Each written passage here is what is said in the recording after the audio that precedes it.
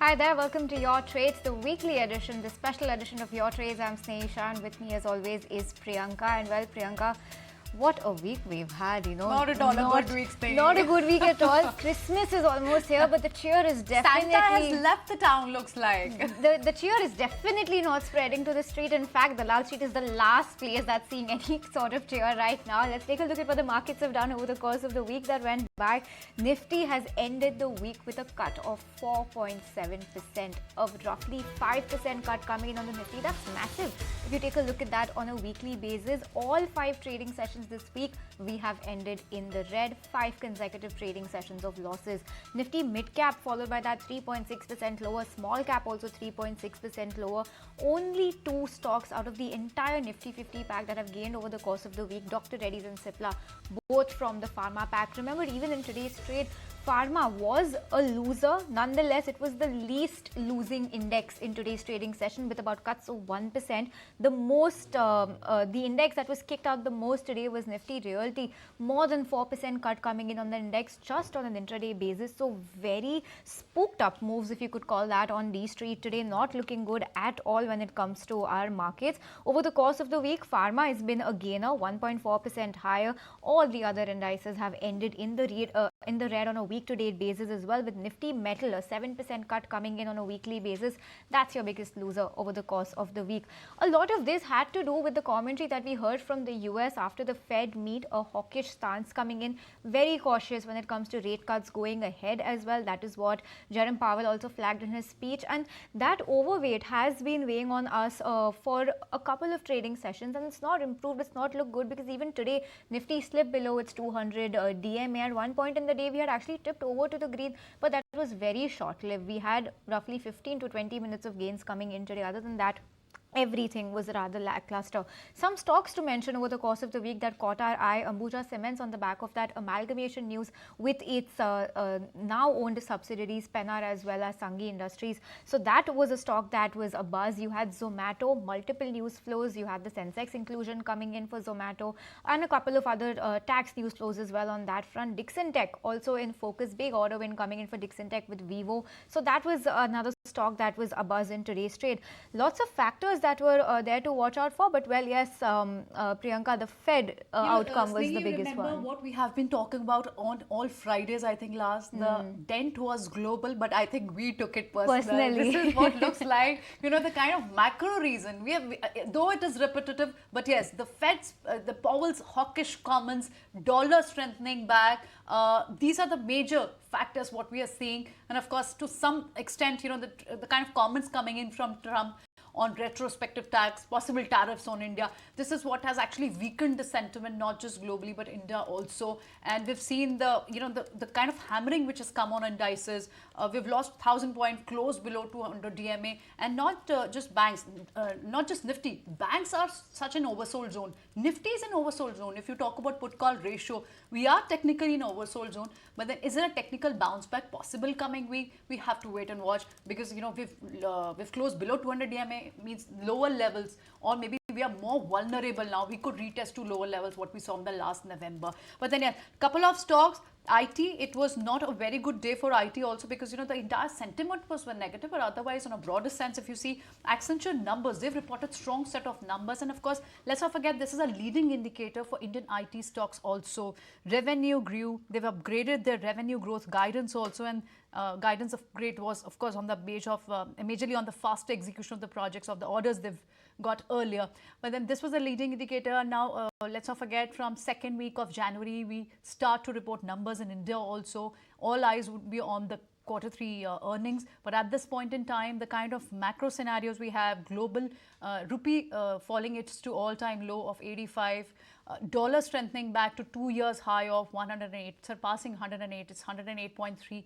These were the kind of the scenario and the kind of the possible scenario which is working in favor of right now bear traders. But what to expect now going forward?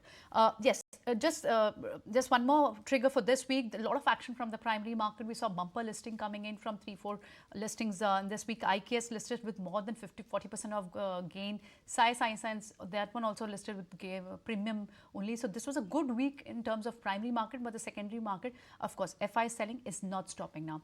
We have two special guests on the show today. We have Ashi Anand to talk about the fundamentals on of the markets right now, and we have Rajesh Palvia who's joining us from the studio. Rajesh, it's a special day that we broke 200 DMA that you thought of coming over to studio and talking to us. But tell us, is it a big worry? Because, the kind of levels we're seeing on, there's no stopping. We're more vulnerable to, what levels are we vulnerable to now? So Priyanka, 200-day moving average is followed by most of the trader as well as investor, and as we broke this level again, second time in a 1 month time frame. So again, this is giving some bit of more cautiousness on the market, because market not able to hold out this level. We have broke this level in the month of November itself, and then again we are back below 200-day moving average. So looking at the intensity and the broader market clearly showing the sign of weakness, none of the sectors were holding the ground. Most of the large cap stocks were witnessing supply pressure, and the kind of cut we have seen in the stocks like Siemens or capital goods stocks, that clearly giving us sign of cautiousness, as market is still worrying about the macro factors. So I think this weakness may extend further. If we remains below to 23,800, I think the next downside is open for the level which we have witnessed in the November itself, that is 23,350. So I think this fall can extend to the level of 23,350. So at this juncture, sell on rise is the structure for Nifty. But yes, on the other hand, we are in oversold trajectory, but the kind of supply FIs are putting in the market, which is not allowing market to give any kind of pullback from the oversold trajectory also. So I think till FIs keeps on selling, I think we may remain in the oversold. Though put call ratio is also clearly indicating that we are at highly oversold trajectory for Nifty as well as for the Bank Nifty, and we are now entering to the monthly expiry of December series itself. So I think this is the third consecutive month where we are seeing month on month downfall. So maybe 23,350 would be the next level on the downside. 23,800 needs to cross, then only some recovery we may see in the market. But for Bank Nifty again, there is a possibility that Bank Nifty is also trying to reach to the level of this 200-day moving average, which is at 50,500. I think if it's not able to hold out, we may see another cut in Bank Nifty towards 50,000. That's the next level we are seeing on the charts for Bank Nifty also. On the higher side, 51,200 needs to cross, then only some recovery we can expect in Bank Nifty. Otherwise, sell on rise would be the structure for Bank Nifty also. The outlook coming in on Nifty as well as Nifty Bank and all the key levels to watch out for. But on that note, let me also take it across to Ashi Anand. Ashi, thanks so much for joining us on the show. Give us a sense of where, if at all, any strength you are seeing in the market right now. Because if I take a look at the week-to-date move of all of these indices, you have Pharma that has ended in the positive. FMCG and IT have been losers. Nonetheless, they have been the least losing indices when you compare it with others like your metal, auto, realty. So these defensive, do you think there is still some support coming in from these defensives going ahead, and would these pockets, the likes of your FMCG, IT and pharma, would they provide some comfort to investors who are currently struggling with where to put their money amid a market that's falling? So, firstly, thanks so much for having me on the show. If you just look at the market construct, you had, I think, just negative news hitting the markets one after the other. The last quarterly earnings was weak. GDP growth for the last quarter was also weak. And I think the Fed decision to kind of, not a decision, but an outlook to kind of slow in the pace of rate cuts over the coming year. All of these, there's really nothing very positive in the markets in the near term. There's obviously a very strong longer term construct. Now, the two ways to really look at kind of playing the markets at this point in time. In terms of the near-term weakness, yes, we do believe that defensive such as pharma, IT, and consumer, these are all kind of sectors that haven't really performed over the last 2.5 years, especially if you go over the last couple of years. The markets have really been kind of boosted primarily by real estate, capital goods, defense, railways, a lot of capital formation related stocks. These stocks had possibly moved a bit ahead of fundamentals, and that's probably why you're seeing greater downsides there. We also see small caps as a space that clearly had a certain amount of froth. That's another space we are a bit concerned about. In the immediate near term, yes, some of these defensives could prove to be a place to kind of hide in terms of nearer term volatility. However, that said, the longer term outlook of both the Indian economy and the Indian markets looks very, very positive. We actually see this current kind of volatility as a chance for investors to one, not only increase overall equity exposures, but if some of these companies, if some of these sectors that were in very strong business momentum, if the stocks were to correct, valuations could become a lot more attractive. And we'd probably kind of look at kind of investing in some of these. Banking is a space that we think does offer a lot of kind of merit in terms of a combination of growth, quality, and value. So that is a kind of space that investors could also look at. Ashi, but the kind of view, there's one part of argument this also that majorly of the small cap and the mid cap stocks you look at, they are many of them are domestically focused, and if analysts are to be believed, they say that they could be the outperformers, or they might not fall that much because there are expectation of stronger earnings now going into the future quarter, in the coming quarter. But the kind of move, of course, mid caps, the broader market is also mirroring the benchmarks right now. What would you have a view on the broader market at this point in time? So if you just look at broader markets, right, I agree a lot of the smaller companies may be more domestically focused. The bulk of the selling is currently coming in from FIs. That said, if you just look at the relative outperformance of small and mid caps to larger caps over the last couple of years, it is at what point in time do domestic investors also take into note the broader economic slowdown? If you just see quarterly earnings in the last quarter, small and mid cap earnings were actually harder hit than large caps. Valuations have possibly moved up a bit beyond what, especially on a relative basis, right, relative to the larger cap peers. The valuation gap has actually narrowed quite significantly. We continue to see greater comfort in large caps and larger mid caps. I believe that in a market which is falling, the greater risk would typically be in smaller companies, even if they are more domestically focused.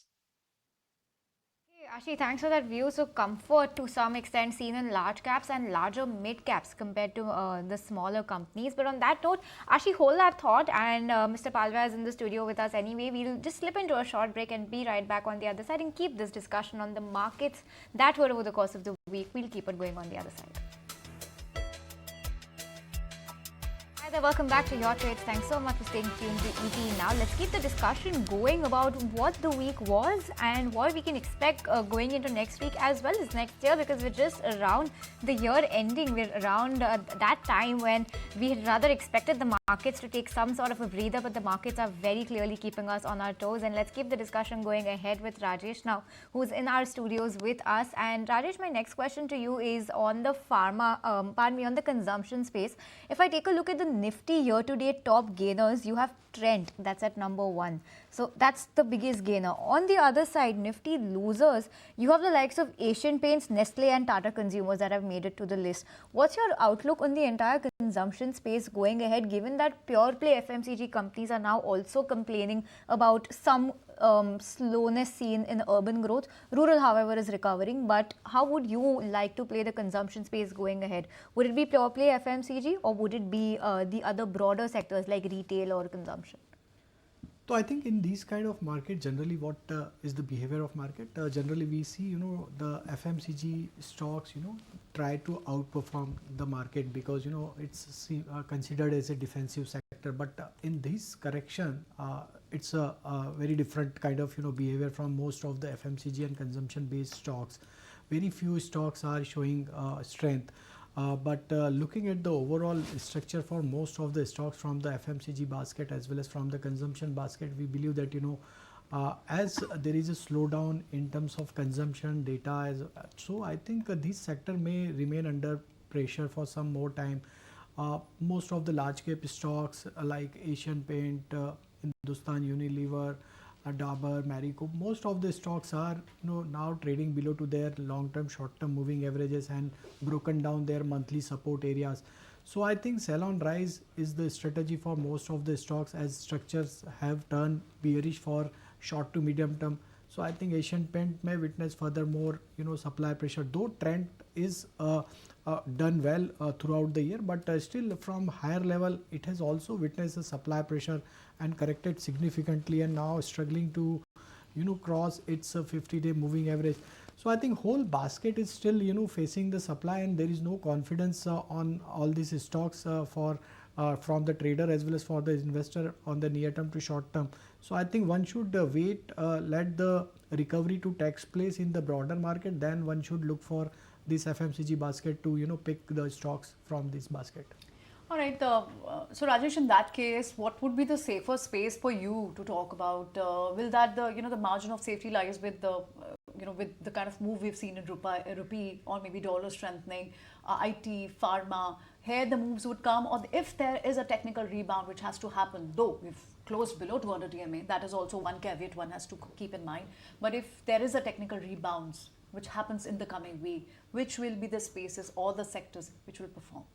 So definitely the sector which are holding above 50-day moving average could take a lead once the recovery takes place in the market. So I think a sector like IT, pharma and real estate, these three sectors are still trading above their 50-day moving average. If I go with the indices, so all three indices are holding above 50-day moving average. So whenever recovery takes place, so first mover advantage will comes to this three sector. Okay. So I think those who are looking for very short term perspective, one can look at the stocks from IT, pharma, healthcare as well as the real estate space. You're still not counting banks right now. I mean, No. banks are also in oversold zone, but there's no recovery which is looking like in banks. So until the market not move back to the comfort zone on the indices, like 24,000 is the comfort zone for the market. Until the Nifty not crosses those level, I think there won't be any comfort on the beaten down sector. Yes, there could be some short covering, but still the structures is very weak.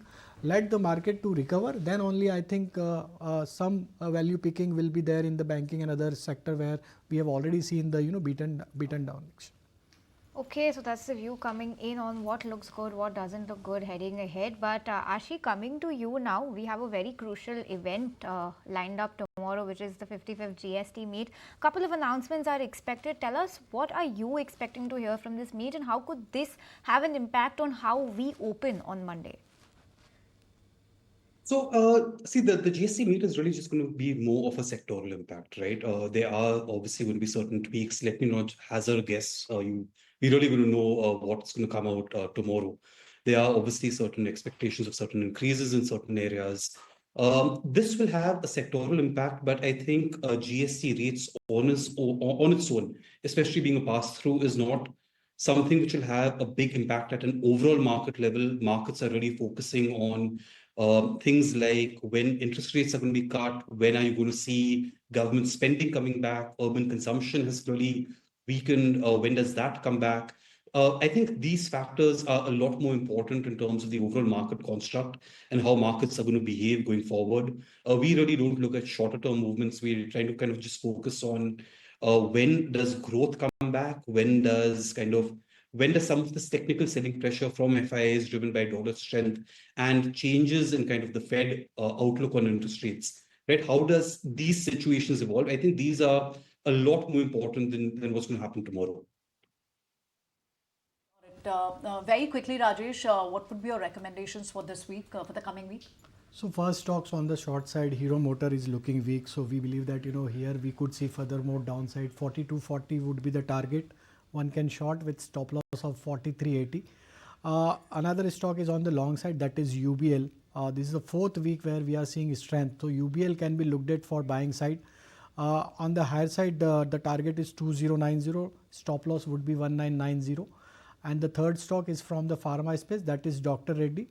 Stock is showing outperformance. This is the third day where we are seeing stock is gaining. We are projecting target towards 1390. So Dr. Reddy is buy with stop loss of 1310. Okay, those are the stocks to watch out for in next week's trade. But on that note, Ashi, Rajesh, thank you so much for joining us. Rajesh especially joining us in the studio, and Ashi, you too as well. We will wrap it up on this edition of Your Trades. Thanks so much for watching.